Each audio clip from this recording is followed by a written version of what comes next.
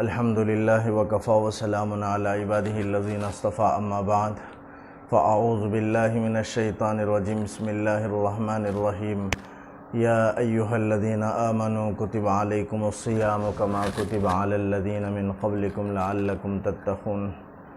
بزرگان محترم، آج کی اس ویڈیو میں آپ کے سامنے روزے کے متعلق کچھ باتیں عرض کرنا چاہتا ہوں۔ اللہ تعالیٰ کا فضل ہے کہ اللہ تعالیٰ نے رمضان کا مبارک مہینہ نصیب فرمایا۔ اب اس کی اہم عبادت ایک روزہ ہے۔ روزہ کا فائدہ ویسے تو قرآن کریم کی آیت ہے، اے ایمان والو تم پر روزہ فرض کیا گیا، تو یہ رمضان کا روزہ فرض روزہ ہے۔ قرآن کریم سے اس کی فرضیت ثابت ہے۔ ہر بالغ آدمی کو، مرد و عورت کو روزہ رکھنا ضروری ہے، فرض ہے۔ روزے میں بے شمار فائدے ہیں۔ علماء نے لکھا ہے ہزاروں بیماریوں سے نجات روزے سے ملتی ہے۔ بے شمار فائدے ہیں روزے سے، اور سائنسی تحقیق کے اعتبار سے بھی روزے کے اندر بے شمار فائدے ہیں۔ تحقیق یہ ہے کہ سال میں ایک مہینہ معدے کو فرصت دینا ضروری ہے۔ اس اعتبار سے اللہ نے ہم پر بڑا احسان کیا، ایک مہینے کی روزے کو فرض کر کے کہ ایک مہینہ معدے کو فرصت ملتا ہے، اور اس سے ہزاروں بیماریوں سے نجات ملتی ہے۔ اگر کوئی ہزاروں بیماریوں سے نجات پانا چاہتا ہے تو اسے چاہیے کہ وہ روزہ رکھے۔ لیکن کچھ چائے، کافی، بیڑی، سگریٹ کی عادت کی وجہ سے روزہ مشکل معلوم ہوتا ہے، لیکن عادت ڈال لیں اور ان عادتوں کو چھوڑ دیں، روزے کی عادت ڈال لیں تو پھر روزہ رکھنا ہمارے لیے آسان ہو جائے گا۔ حدیث اللہ کے رسول نے فرمایا، جو رمضان کے آنے پر خوش ہو جائے، اللہ تعالیٰ جہنم کی آگ کو اس پر حرام کر دیتے ہیں۔ من فرح بدخول رمضان حرم اللہ علیہ النیران، اللہ کے رسول نے فرمایا، اس لیے رمضان کے آنے پر احکامات کو بجا لانے کے لیے ہم خوش ہو جائیں۔ روزے کی کئی قسمیں ہیں۔ ایک روزہ فرض ہے، واجب ہے اور نفل ہے۔ فرض روزہ تو وہ رمضان کا روزہ ہے، دلیل قطعی سے ثابت ہونے کی وجہ سے، قرآن کی نص سے ثابت ہونے کی وجہ سے یہ روزہ فرض ہے، رکھنا ہر حال میں ضروری ہے۔ اور ایک روزہ واجب ہے، دوسری قسم واجب ہے، وہ نظر کا روزہ ہے کہ کوئی منت مان لے کہ میرا فلاں کام ہو جائے تو ایسا ہو جائے تو میں اتنے روزے رکھوں گا، فلاں کام ہو جائے تو میں اتنے روزے رکھوں گا، تو یہ نظر منت کے روزے ہیں۔ اب یہ واجب روزہ ہے۔ قرآن نے کہا وَلْيُوفُوا نُذُورَهُمْ، نظروں کو پورا کرو، اس لیے یہ روزہ واجب ہے۔ یہ دو روزے کے علاوہ بقیہ جتنے روزے ہیں سب نوافل کے اندر داخل ہیں، چاہے وہ شوال کے 6 روزے ہوں یا شعبان کے روزے ہوں، عرفہ کے روزہ ہو، محرم کا روزہ ہو، شب برات کا روزہ ہو، جتنے روزے ہیں وہ سب نوافل روزے میں داخل ہیں۔ تو یہ فرض رمضان کا روزہ فرض ہے اور نظر کا روزہ واجب ہے۔ ان دونوں روزوں کو پورا کرنا ضروری ہے، ورنہ آدمی سخت مواخذے کا مستحق ہوگا۔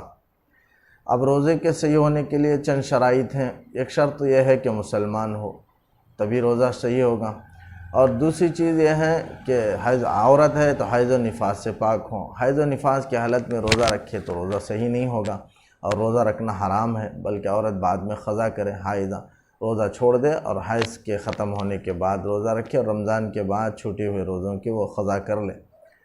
اور تیسری چیز روزے کے صحیح ہونے کے لیے نیت کا ہونا ہے۔ اگر روزے میں نیت نہیں ہے تو روزہ صحیح نہیں ہے۔ تو یہ روزے کے شرائط ہیں، مسلمان ہونا، حیض و نفاس سے پاک ہونا اور نیت کا ہونا، یہ روزے کے شرائط ہیں۔ اب نیت، روزے میں نیت ضروری ہے، کوئی بھی عمل ہو، عبادت ہو، اس میں نیت کا ہونا ضروری ہے۔ بغیر نیت کے اعمال صحیح نہیں ہوتے، اور اگر وہ عبادات غیر مقصودہ ہیں تو پھر ثواب بھی نہیں ملے گا۔ ثواب میں ملنے کے لیے بھی نیت کا ہونا ضروری ہے، اور عبادات مقصودہ میں نیت کا ہونا ضروری، بغیر نیت کے وہ عبادات صحیح نہیں ہوتے ہیں۔ نماز ہے، روزہ ہے، زکوٰۃ ہے، حج ہے، ان سب میں نیت ضروری ہے۔ اب نیت دل کے ارادے کا نام ہے۔ آج اگر کوئی یہ اس نیت سے سحری کھائے کہ میں روزہ رکھنا چاہتا ہوں، تو یہی اس کے دل میں جو نیت ہے وہی کافی ہے۔ زبان سے نیت کرنا کوئی ضروری نہیں، اس لیے کہ نیت کا تعلق دل سے ہے، زبان سے کر لے تو بہتر ہے۔ اور پھر ہر دن رمضان کے دنوں میں ہر دن روزے کی نیت کرنا ضروری ہے، تاکہ عادت اور عبادت میں تمیز ہو سکے۔ اگر اس لیے بھی کہ رمضان کا ہر دن علیحدہ روزے کے لیے سبب ہے، تو اس لیے اگر کوئی رمضان میں پہلے رمضان کو ہی 30 دن کے روزے کی نیت کر لے تو یہ صحیح نہیں ہے، بلکہ ہر دن علیحدہ روزے کی نیت کرنا ضروری ہے۔ اب روزہ کن پر فرض ہے، کن پر فرض نہیں ہے؟ دیکھیں، روزہ مسلمان ہے تو اس پر روزہ فرض ہے، غیر مسلم پر روزہ فرض نہیں ہے، اور عاقل پر روزہ فرض ہے، عقل مند ہو۔ اگر کوئی مجنون دیوانہ ہے تو اس پر روزہ فرض نہیں ہے۔ اسی طرح بالغ ہو، نابالغ اگر کوئی ہے تو اس پر روزہ فرض نہیں ہے۔ اسی طرح حیض و نفاس سے پاک ہو، حیض و نفاس جسے آتا ہے اس پر روزہ فرض نہیں ہے۔ اور اسی طرح نابالغ کوئی بچہ ہے جس کی عمر جو بلوغ کی عمر کو نہیں پہنچا، اس پر روزہ فرض نہیں ہے۔ ہاں، بچہ یا بچی اگر بلوغ کی عمر کو پہنچ جائے، جن کی عمر 15 سال ہو جائے، لڑکا یا لڑکی کی، تو وہ بالغ شمار کیے جائیں گے، ان پر روزہ فرض ہے۔ ہاں، اگر 15 سال پورے ہونے سے پہلے اگر ان کو اگر بچے کو 13 سال کی عمر میں مثلاً احتلام ہو جائے یا خروج منی ہو جائے، یا اور عورت ہے حیض شروع ہو جائے، تو اب ان پر روزہ فرض انہیں بالغ شمار کیا جائے گا، بالغ سمجھا جائے گا، اب ان پر روزہ فرض ہے۔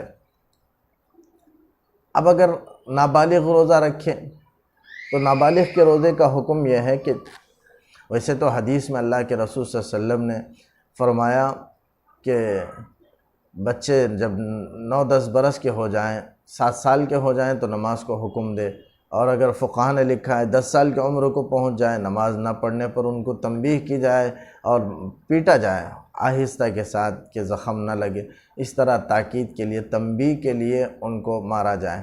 تو جیسے نماز کے سلسلے میں حکم ہے، اسی طرح روزے کے سلسلے میں بھی حکم ہے کہ بچوں کو جب وہ 9-10 برس کے ہو جائیں یا 7 برس کے ہو جائیں، روزے کی عادت ڈالیں اور روزے رکھنے کو ان سے کہا جائے، اور اگر گناہ کرتے ہوں تو گناہ سے روکے جائیں، گناہ سے چھڑوانے کی عادت ڈالی جائے، اور چھڑوائیں اور نماز کی تاکید کریں اور روزے کی تاکید کریں، تاکہ تدریجی طور پر، یہ مطلب نہیں ہے کہ پورے 30 دن کے روزے رکھے جائیں، اگر طاقت نہ ہو تو، اگر طاقت ہو تو گنجائش رکھ سکتے ہیں، لیکن تدریجی طور پر ان کو عادت ڈالیں کہ پہلا سال 5-6 روزے، دوسرے سال 10-15 روزے، تیسرے سال 15-20 روزے، اس طرح تدریجی طور پر عادت ڈالیں تاکہ بالغ ہونے کے بعد ان کے لیے روزہ رکھنا آسان ہو جائے۔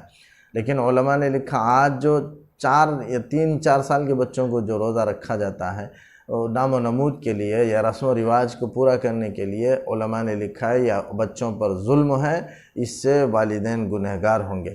اس طرح چھوٹے بچوں کو روزہ نہ رکھوایا جائے زبردستی، بلکہ 9-10 برس کے ہو جائیں تو عادت ڈالنے کے لیے روزہ رکھنے کا حکم دیا جائے۔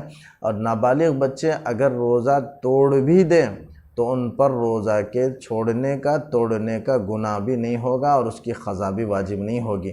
بہرحال جتنا ہو سکے، اگر دن میں آدھا دن بھی اگر رکھیں تو اس کی بھی عادت ڈالیں، اور بعد میں آدھے دن کے بعد روزہ توڑ دیا جائے، اور توڑنے کا گناہ بھی نہیں ہوگا اور اس کی قضا بھی واجب نہیں ہے۔ اور ایک ضروری بات مسئلہ کہہ کر اپنی بات ختم کرتا ہوں۔ سحری کب تک کریں؟